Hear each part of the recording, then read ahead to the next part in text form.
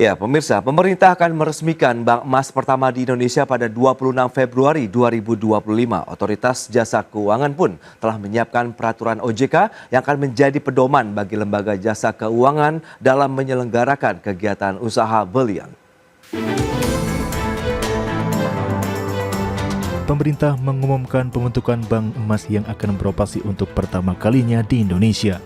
Presiden Prabowo Subianto mengatakan selama ini Indonesia belum memiliki bank khusus untuk tabungan emas, sehingga emas yang ditambang banyak mengalir ke luar negeri. Menurut rencana, bank emas akan diluncurkan untuk pertama kalinya pada tanggal 26 Februari 2025. Guna menunjang pembentukan bank emas di Indonesia, Otoritas Jasa Keuangan sudah menyiapkan payung hukum terkait usaha belian di Indonesia, yakni melalui Peraturan OJK Nomor 17 Tahun 2024 tentang penyelenggaraan kegiatan usaha belian, yang akan menjadi pedoman bagi lembaga jasa keuangan dalam menyelenggarakan kegiatan usaha belian. 10. Kita akan bentuk bank emas. Jadi selama ini kita tidak punya bank untuk emas kita, tidak ada di Indonesia. Jadi emas kita banyak ditambang dan mengalir ke luar negeri. Kita ingin sekarang punya bank khusus untuk emas di Indonesia. Insya Allah kita akan resmikan tanggal 26 Februari. Ini saya kira pertama kali ya di Republik kita. Aturan ini menjadi turunan dari Undang-Undang Nomor 4 Tahun 2023 tentang pengembangan dan penguatan sektor keuangan yang mengamanatkan lembaga jasa keuangan untuk dapat menyelenggarakan kegiatan usaha belian. Dari Jakarta, Tim Liputan IDX Channel. Ya, pemirsa, untuk membahas tema kita kali ini, optimalisasi bank emas mendukung sektor pertambangan di tanah air. Kita sudah tersambung melalui Zoom bersama dengan Pak Fahmi Radi, pengamat ekonomi energi dari Universitas Gadjah Mada. Halo Pak Fahmi, apa kabar? Baik, Mas Pras. Baik, terima kasih juga atas waktu yang disempatkan. Kemudian sudah bergabung juga ada Pak Wijayanto Samirin, ekonom dari Universitas Paramadina. Halo Pak Wija, apa kabar? Kabar baik, Mas Pras. Baik, terima kasih atas waktu yang disempatkan ini. Sebelum membahas lebih jauh, bagaimana Anda melihat Pak Wija dengan upaya pemerintah tadi yang sudah disampaikan akan membentuk bank emas begitu? Silakan. Ya, saya rasa ini terobosan bagus dan sangat timely ya. Karena Indonesia sedang butuh capital. Padahal sebenarnya di Indonesia banyak capital yang tertidur. Apa saja itu? Produk-produk emas kita. Kemudian yang kedua, jangan lupa emas batangan yang selama ini dipegang oleh warga. Ini adalah capital yang tidak termanfaatkan, tertidur. Ketika itu semua dikasih opportunity untuk bisa ditaruh di bank emas, tiba-tiba ini menjadi modal yang hidup. Nah, ini timely di saat kita sedang membutuhkan investasi. Yang kedua adalah kehadiran bank emas ini, ini akan mengurangi ketergantungan kita kepada US dollar. Karena emas itu sebenarnya sesuatu yang jauh lebih kuat dari US dollar. Jadi dari sisi konsep, filosofi, ekonomi, ini adalah sesuatu yang sangat positif. Yang menjadi tantangan dan harus dipikirkan adalah dari sisi operasionalnya. Saya rasa nanti kita bisa diskusikan lebih lanjut, Mas Pras. Baik, nah kalau dari sisi perkembangan sektor pertambangannya sendiri nih Pak Fahmi Radi mungkin juga bisa memberikan update ya terkait dengan sektor pertambangan kita khususnya emas begitu. Silakan Pak Fahmi. Saya kira saya sepakat yang katakan Mas Wijayanto tadi itu ya, bahwa pendirian bank emas saat ini itu sangat-sangat strategis itu ya. Apalagi kalau kemudian dikaitkan dengan pertambangan emas yang dimiliki Indonesia itu ya. Jadi bank emas nanti merupakan ekosistem yang tidak terpisahkan dari produk emas yang dihasilkan dari Indonesia itu ya.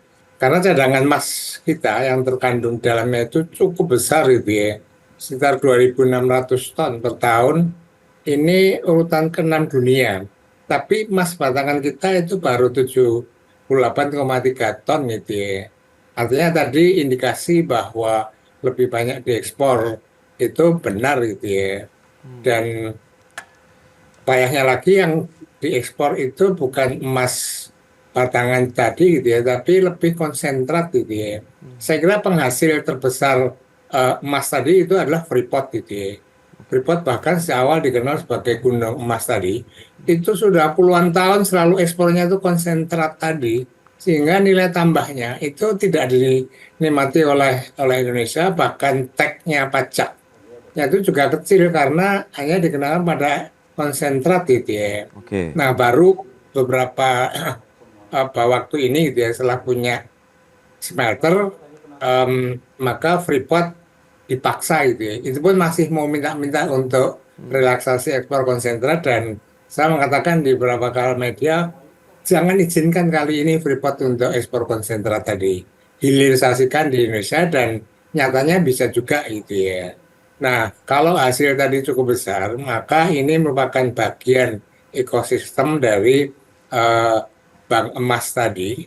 Kemudian kalau ini sudah beroperasional, ini memberikan pilihan itu ya, apakah dalam bentuk tabungan atau investasi dalam bentuk emas.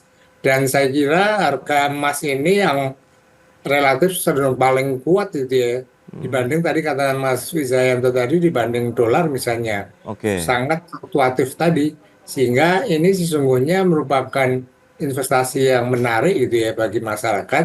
Nah, kemudian juga bagaimana menggunakan tabungan emas tadi untuk membiayai investasi-investasi yang dibutuhkan di Indonesia itu ya, termasuk dalam pengembangan energi baru terbarukan misalnya. Ini saya kira bisa dibiayai juga dengan sumber dari bank emas tadi. Jadi ini sangat positif dan sangat strategis gitu.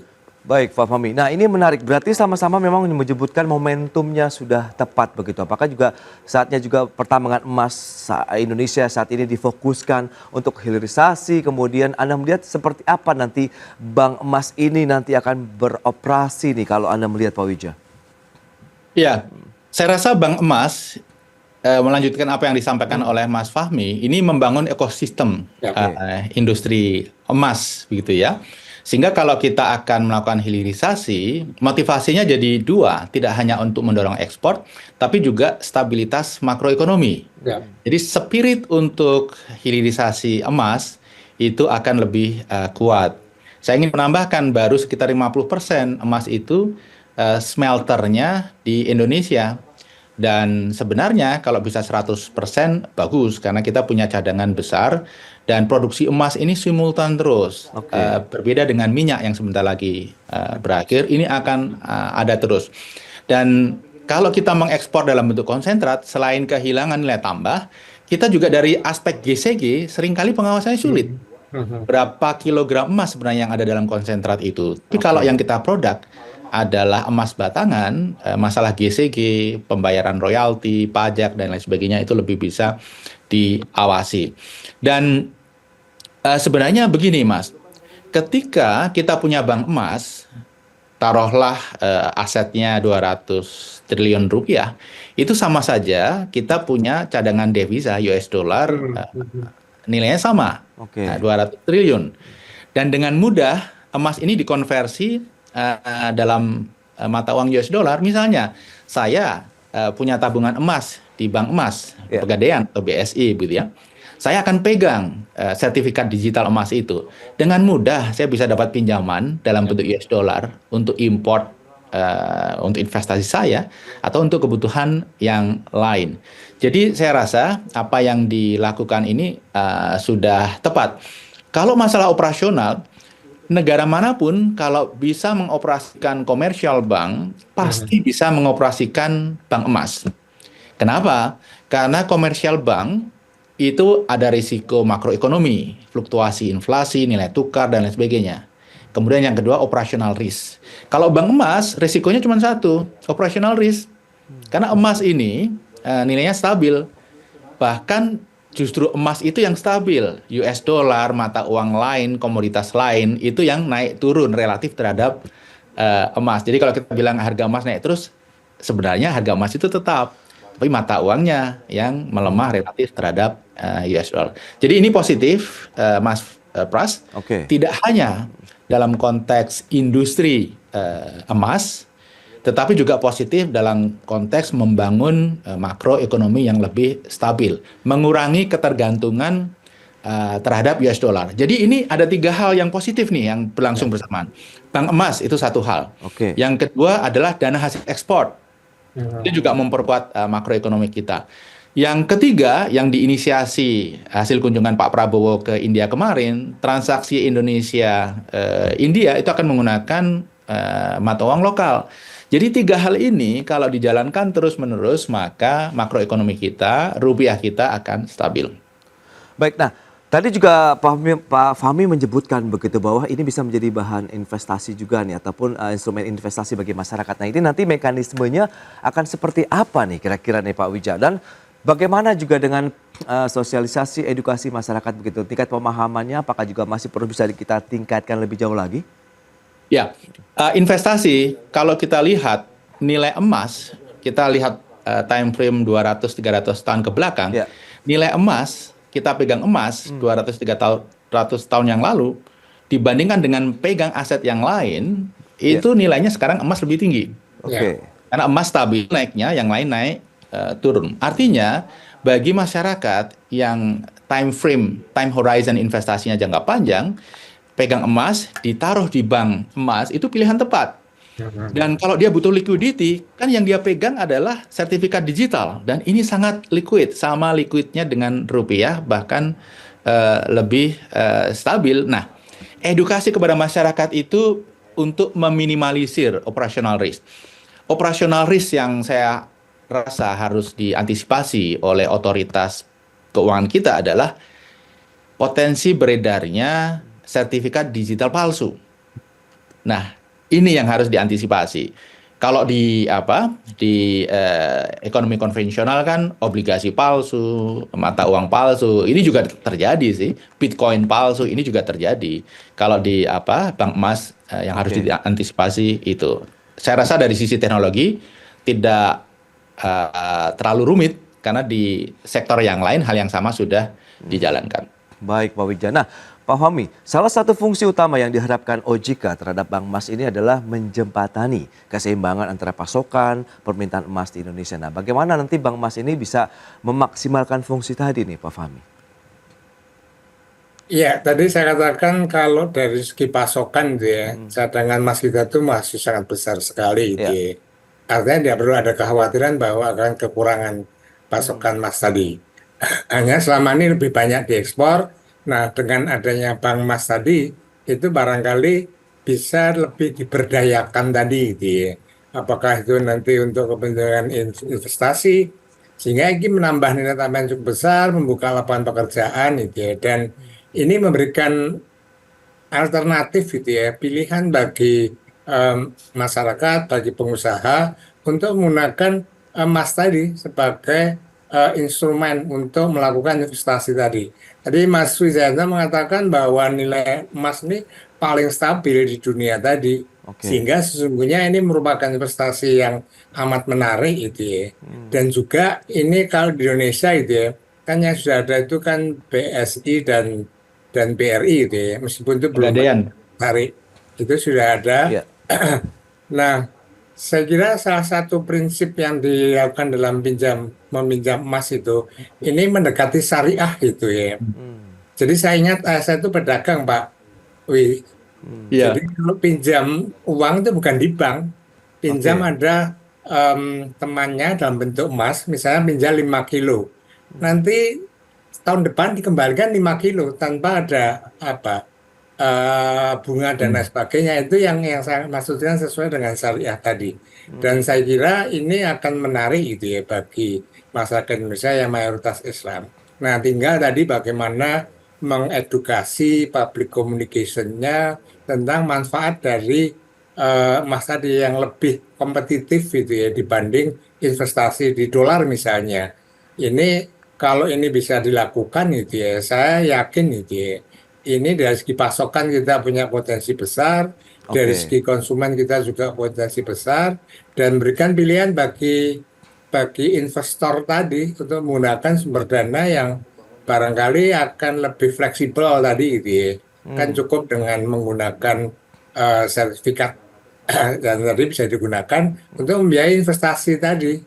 Jadi saya optimis gitu ya, asal tadi ada aturan dari OJK yang memang memagari gitu ya, masalah-masalah operasional tadi, dan yang paling penting adalah adanya semacam edukasi gitu ya, pada pihak publik agar mereka kemudian menjadi potensial nasabah gitu ya, yang kemudian meramaikan bank emas tadi, Mas Baik, Pras. baik. Nah, lantas bagaimana kemudian Bank Emas ini nantinya juga berperan serta dalam menjaga cadangan emas Indonesia ke depannya? Kita akan bahas nanti di segmen berikutnya. Kita akan jeda sebentar, Pak Fahmi, kemudian Pak Wija. Dan pemirsa, pastikan Anda masih bersama kami.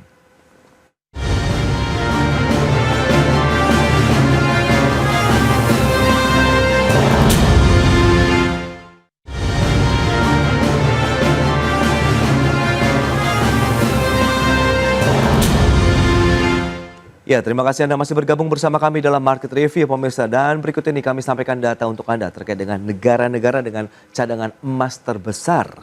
Baik, yang pertama ada Australia, 12.000 metrik ton. Kemudian ada Rusia, Afrika Selatan, Amerika Serikat, China, dan Indonesia di 2.600 metrik ton. Brazil menyusul setelah Indonesia. Berikutnya kegiatan usaha Bank Emas, ini apa saja? Simpanan emas, kemudian pembiayaan emas, perdagangan emas, penitipan emas, kegiatan lembaga jasa keuangan lainnya. Dan selanjutnya kita cermati emiten pemilik lini bisnis di pertambangan emas. Ini dia, ada PT Aneka Tambang Tbk dengan kode sahamnya ANTM, Bumi Resources Minerals, kemudian United Tractors, Aman Mineral International Tbk, kemudian RC Indonesia Tbk, Indika Energi Tbk, kemudian Merdeka Copper Gold Tbk. Baik, kita akan lanjutkan kembali perbincangan bersama dengan Bapak Fahmi Radi, pengamat ekonomi energi dari Universitas Gadjah Mada. Kemudian juga ada Pak Wijayanto Samirin, ekonom dari Universitas Paramadina. Baik, nah bagaimana Anda melihat posisi saat ini Pak Fahmi?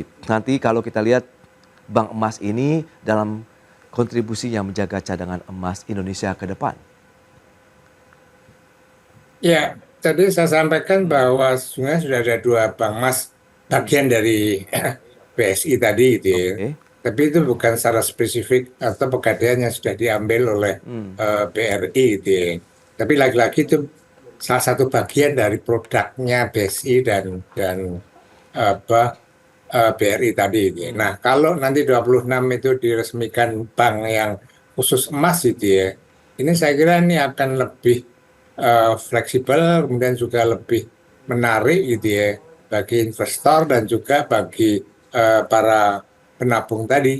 Tadi katakan Mas Wi misalnya selama ini emas ini lebih banyak disimpan di bawah kasur, tidak dioptimalkan. Yeah. Saya kira adanya bank emas ini membuka peluang gitu ya, simpanan-simpanan dalam di bawah kasur tadi itu dipindah ke bank emas tadi, dan kita cukup ada sertifikat tadi, dan itu bisa dilakukan secara online gitu ya. Dan saya kira dalam teknologi yang maju seperti saat ini, dari segi operasional kepraktisan itu bisa ditempuh gitu ya. Lain yang dulu gitu ya, saya ingat ayah saya lagi gitu ya, waktu pinjam emas 5 kilo, mengembalikan itu dalam bentuk emas 5 kilo, diotong-otong gitu ya. Tapi kalau sekarang kan enggak, bahkan sertifikat tadi bisa digunakan juga untuk cari dana tadi gitu ya. Jadi sekali lagi saya menyambut baik gitu ya pendirian Bank Emas ini. Kemudian saya optimis dengan karakteristik masyarakat yang mayoritas Muslim yang karena ini tadi lebih banyak mendekati syariah gitu ya. Asal tadi perlu ada semacam public communication, education gitu ya, agar menyadarkan dan memberi pengetahuan gitu ya kepada masyarakat, pada investor tentang bank emas tadi yang memberikan pilihan gitu ya, apakah untuk tabungan atau untuk pembiayaan investasi gitu ya. Baik. Didukung dengan cadangan emas itu yang cukup besar gitu ya. Tadi Pak Wi juga mengatakan gitu ya, kalau misalnya bank emas tadi punya berapa triliun nilainya emas tadi, ini kan juga memperkuat, sesungguhnya kan memperkuat Bank Indonesia dia dalam apakah devisanya atau cadangan yang ada di simpan di Bank Indonesia ini kan banyak manfaat yang diperoleh gitu ya.